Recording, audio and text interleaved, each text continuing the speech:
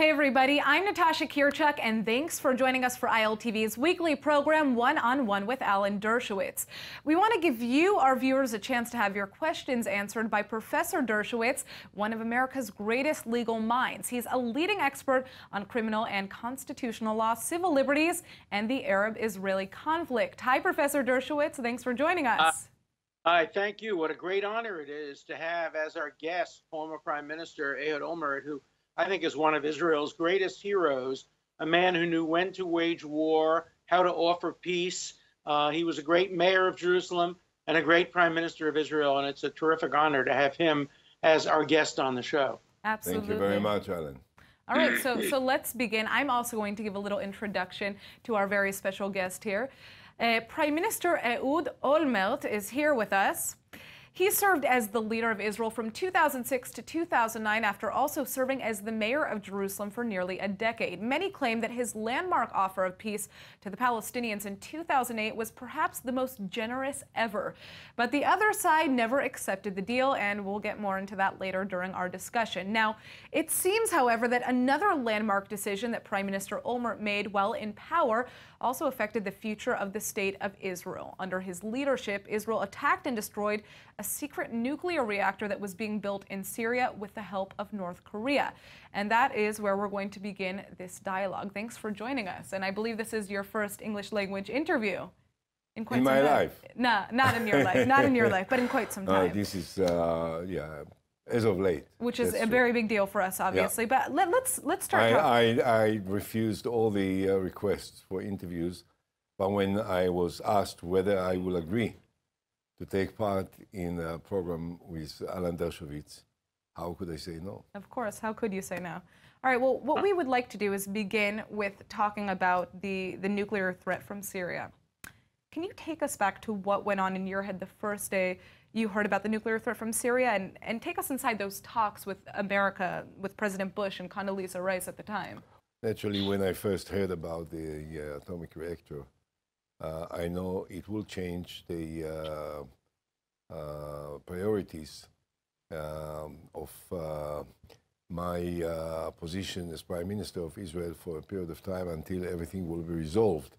This was a major threat. Perhaps the real greatest threat that Israel faced, maybe since its creation.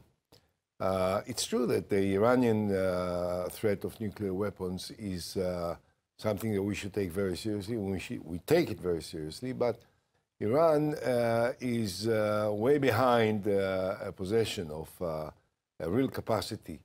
While here there was a nuclear plutonic reactor that was almost at the last phase of its building. And once it would have warmed up, it was unlikely that we could destroy it because the terrible pollution, particularly near the river Euphrates, could have created a terrible, terrible outcome to the lives of millions of people, and this is something that we may have not been able to do. So once we realized that there is an atomic reactor and that this reactor is quite close to completion, we shared the information with the President of America, at that time George W. Bush. I made a special trip to America. Of course, we didn't conceal any of the facts, and no one knew about it except for the heads of the CIA and the National Security Advisor and the President himself and the Vice President. We discussed the possible option of America destroying the atomic reactor. The reason I talked to the President about this was not because I thought that Israel couldn't do it. There was no question in my mind that if Israel will have to, of course, we will destroy the atomic reactor. But I thought that since Israel said that the ultimate responsibility for the prevention of any atomic capabilities by Iran is the primary responsibility of America and the big powers, right. I thought that it could be a very important signal to Iran had America destroyed the atomic reactor in Syria on the same basis that America says We will not allow any irresponsible leadership any place in the world to possess weapons that could create mass destruction. Well, the United States opted for a diplomatic route, which is not what Israel So ultimately yes, did. the president actually, after a while, you know, of discussions and inquiries and analysis and whatnot, finally on the 13th of July, 2008, he called me. This was Friday afternoon. I was earlier at the birth of the son of my secretary, and we came back to the office and we had this call with the president. The president said, "My buddy, I'm sorry, but America will not support a military action, neither by America nor by Israel, and so I offer you a diplomatic effort, and I'm prepared to send the Secretary of State. Within 2 days, she will come to Israel and you'll hold a press conference and you will wage an international campaign against Syria with the assistance of America. This will be a very effective campaign, and at the end of it, Syria will not have a nuclear reactor." And I say to the President, I understand that you can do it for whatever reasons that you have. I understand. You will not do it. I will do it. Professor, I'd like your take on why you think this, this information was declassified right now. Well, first of all, I want the public to understand what a brilliant decision it was by Prime Minister Olmert to do what he did. Number one, to try to get the United States to do it. He explained why that would be very important. But second, to tell the President of the United States, with whom he had a wonderful relationship, that he was going to make that decision. And if he didn't have that kind of wonderful relationship, a uniquely good relationship with the President of the United States, the president may have reacted very differently from the way he reacted. Then executing the plan and being able to destroy it with minimal damage, collateral, and finally to do it in a way that didn't permit the Syrians to respond and didn't require them to take action, because I know the Israeli Defense Forces were prepared for a counteraction by the Syrians or by Hezbollah. And I think it sends the Israelis lots of messages. Number one, Israel always has to prepare to do on its own what it has to do to defend itself. In relation to Iran, that's clearly the case. As Elie Wiesel once said, always believe the threats of your enemies more than the promises of your friends. So always have enough self-determination to make the decision. Do it wisely. Do it in a way that minimizes possible responses. And imagine what the world would be like today if Assad had nuclear weapons. By the way, that area that was bombed was subsequently captured by ISIS. Mm-hmm. So Olmert deserves the Nobel Peace Prize for his act of war. His act of destroying the nuclear reactor saved so many lives, potentially, that he deserves the Nobel Peace Prize for that action. He also deserves it for, of course, offering the Palestinians an incredibly generous peace offer, which we're going to get to later. Respond. So we have to understand that praise belongs to Prime Minister Olmert. Now, why was it issued today? Well, I think Syria is in a weak position today. It's unlikely to be able to respond. This was a good time. I think it was right not to immediately announce it, and I think it was right ultimately to let history have access to all the information. We're looking at Hezbollah and Iran all over Israel's northern doorstep. Just yesterday on our show, Major General Amos Yadlin, who was head of intelligence at the time, said the example of Israel's bombing of this reactor reestablished Israel's deterrence power in the Arab world after the Lebanon war. Now, we have the Iran nuclear deal in the balance and, of course, North Korea. What can we learn from those lessons, and how can we apply them right now? Well, I think the lesson is very clear. The lesson is that Israel has to send a message, hopefully with the support of the United States, that it will hold Iran to the statement it made in the deal in the prologue. Iran reaffirms that it will never, under any circumstances, seek to develop or acquire nuclear weapons. The United States should make it absolutely clear that they regard that as a binding obligation and will authorize the President of the United States to take whatever action is necessary to prevent Iran from breaking that pledge, breaking that promise. Having said that, Israel has to make it very clear to the world that it is prepared to act on its own, if necessary, as a last resort, to prevent Iran from developing a nuclear arsenal, because a nuclear-armed Iran would be so much more dangerous than a nuclear-armed Korea. Korea doesn't have hegemonic interests in the region. It just wants to preserve its own regime, whereas Iran is the greatest exporter of terrorism. It has been responsible for so many terrorist acts, and its leaders have said they would not hesitate to sacrifice millions of Iranians in order to end the nation state of the Jewish people. Just briefly, I think that I'm not certain that I exactly know what General Yadlin said. He was the head of the intelligence during my time. He's a bright and courageous person. I think that before the second war in Lebanon, we didn't have any deterrence in the north, and that's why they almost continuously try to abdicate Israeli soldiers, and they succeeded several times to do it. Since the second war in Lebanon, we have a deterrence for 12 years now. There was not one single shot coming from the north, which is because they are afraid of the possible Israeli reaction. So the war created deterrence that never existed before. That's number one. And that's very important. Of course, Hezbollah is very fully equipped with many rockets and missiles and so on and so forth. But they did have thousands of them at the end of the second Lebanese war, and they didn't use them. And the reason is, it's not enough to have weapons. You have to have a desire to use them. And I think that the impact of the war in Lebanon created or stopped or reduced the desire, dramatically reduced the desire to use the weapons that they possess. That's number one. Now, Iran is a very serious matter. I said throughout my recent history, since the beginning of the 21st century, whenever the issue of Iran came up, I said, this is not the responsibility of Israel only. It is the responsibility of the international community, and America and Russia and China and Great Britain and NATO should be the leaders of this effort to prevent Iran from possessing nuclear weapons. I never changed my mind.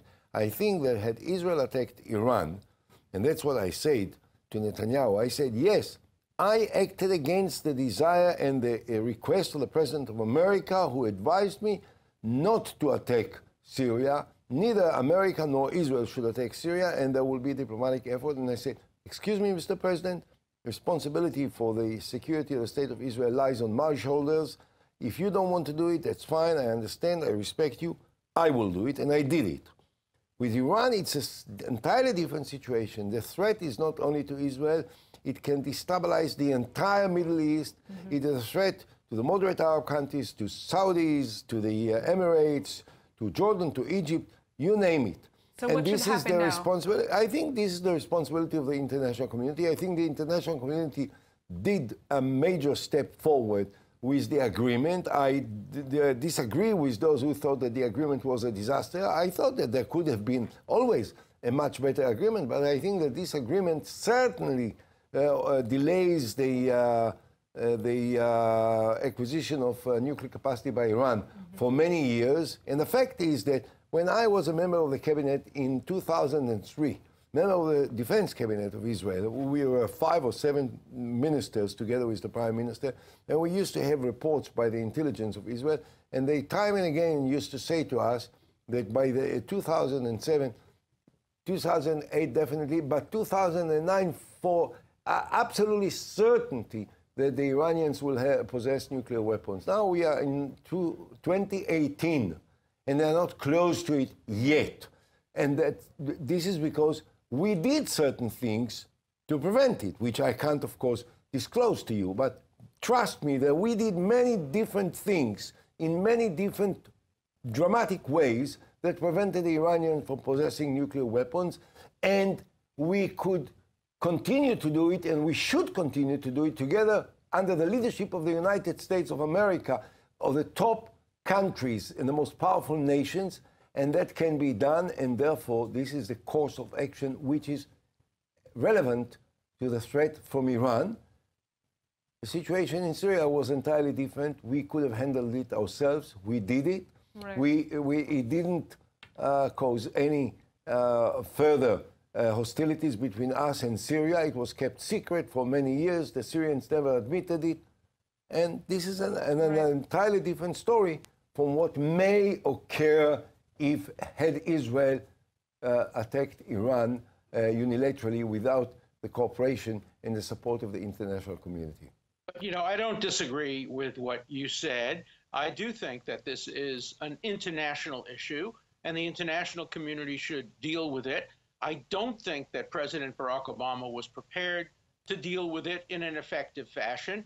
I do think the deal has helped Israel. I wish it had no sunset provisions. I wish it went on not for 8, 10, or 12 years, but for 25 or more years. And maybe that will happen. My only point is this: as an absolute last resort, we don't know who the President of the United States will be when this deal is over, but as an absolute last resort, if the international community won't do anything about it, and the only alternatives are a nuclear-armed Iran or an Israeli decision to take action, I think Israel has to be prepared to take that decision as an absolute last resort while keeping the pressure on the international community, on the Arab Sunni nations, to make sure that there's an international consensus against Iran becoming nuclear. I don't think we fundamentally disagree about the approach, except I want to say as an absolute last resort, Israel has to be prepared, and I think is prepared, to take what would be very, very dangerous and serious actions unilaterally against the nuclear Iran.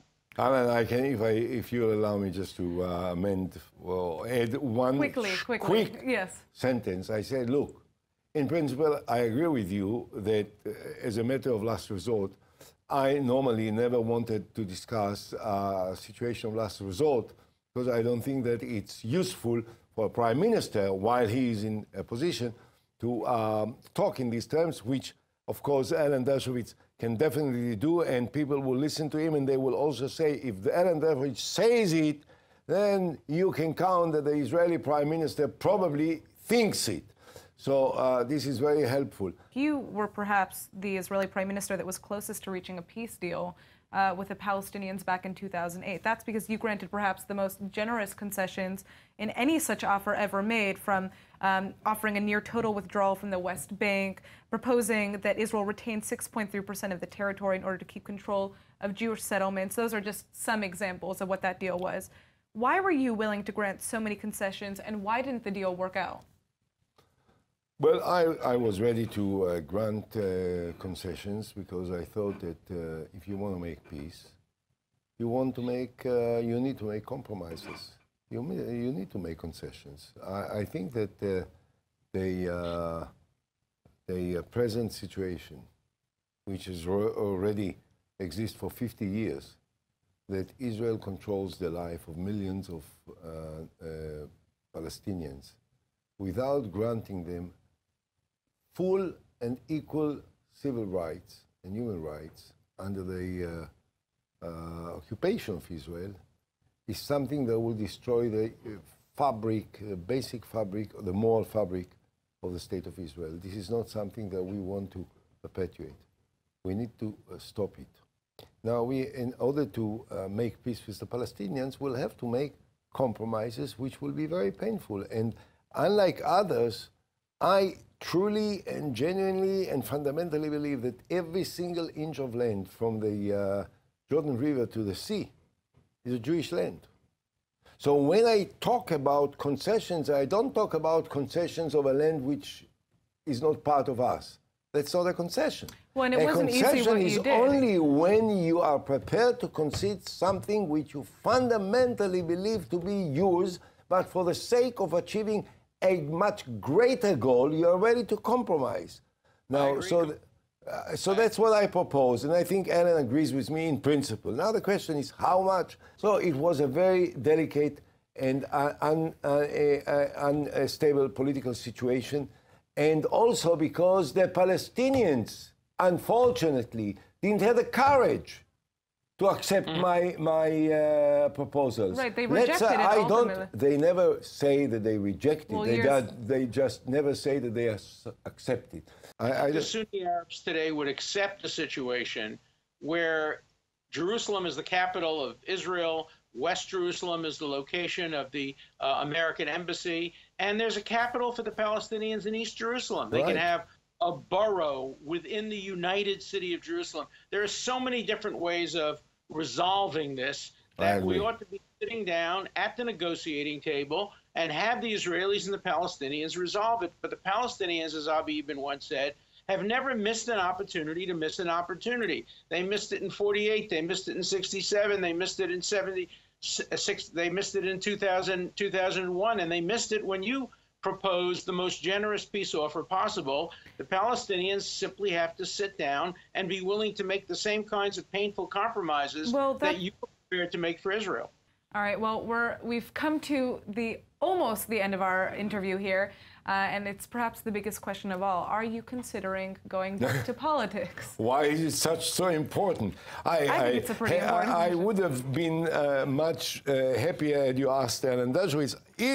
Don't you think it's time for a formidable character like you, with such an enormous influence worldwide, that has been listened to by people everywhere in the world, to come and make some changes in Israeli politics? Instead, you ask an old-timer like me. It's not on the agenda at the present time. Anyway. It's not on the agenda at the present time.